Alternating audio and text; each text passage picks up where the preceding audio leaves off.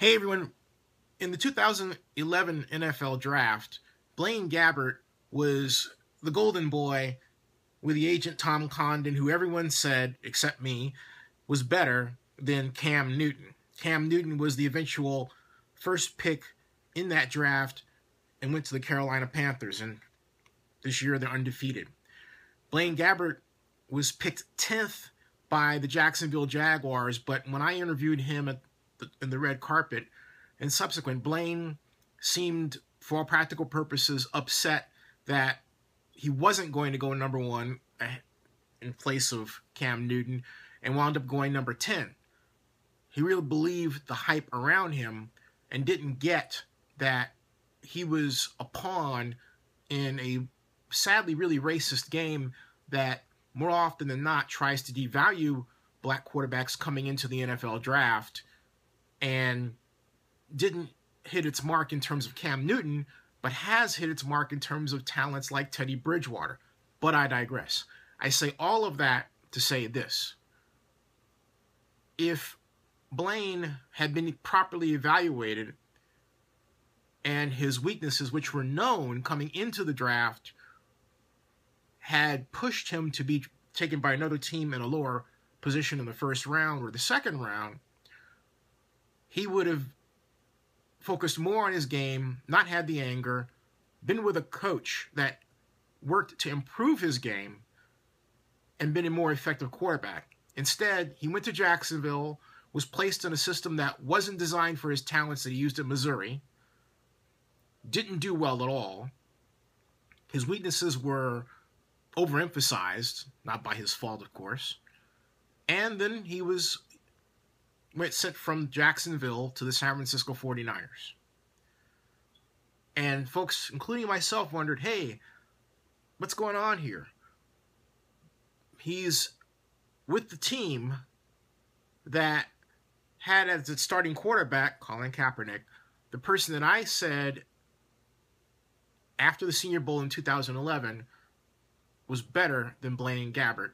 And for much of his career proved that he was, because he had a coach in terms of Greg Roman, the offensive coordinator for the 49ers, that molded his talents to produce victories. Now, it's 2015. Gabbert's finally in a situation where his talents are emphasized. And even though he says that he didn't do things like check down, it wasn't all his fault. The fault was also that he wasn't placed in proper systems to take advantage of what he does best. Now he is in one, and he is mature. That and the 49ers' timely defense and incredible schemes got the win against the Falcons. Now, for those like myself who are fans of Falcons head coach Dan Quinn, the question everyone is asking, including people who aren't Falcons fans, is what happened? When you come into the National Football League with what you come in with as a new head coach is an unknown scheme.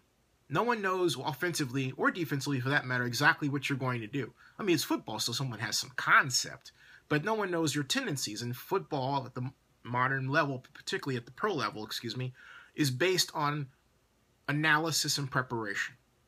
But if you don't know what I'm going to do, it's hard to prepare, right? You have to adjust. Dan Quinn got away with having a new scheme, great game plan, well executed. Now everyone has the book on the Falcons. The problem is the Falcons haven't adjusted and really have gotten away from some of the approaches that got them the wins in the first place. For example, the running game. Against the 49ers, they ran a total of 14 times. Devonta Freeman had 12 of those 14 rushes. That was it. That was it. By contrast, the 49ers had 36 rushes versus 15 passes for Blaine Gabbert. And those running attempts were spread over 6 different players.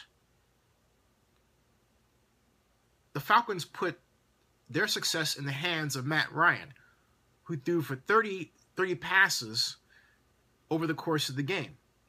So Oh, and I might add that if you look at the tapes, you look at the videos, you'll see the Falcons also used two backs in the backfield, max protection as if they're trying to hit the home run ball to Julio Jones or Roddy White. And that didn't work. And so in previous games, they weren't trying to do that as much. They were using 3-4 wide receiver sets and content to hit short and mid-range passes, mix them in with play action, move the pocket as well, and for great results. This Falcons team, it's as if they've regressed in terms of their offensive preparation. That's a big reason why this game turned out the way that it did. But even with all that, it was a close game. It was a very close game. And so I'd say to Blaine Gabbert, congratulations.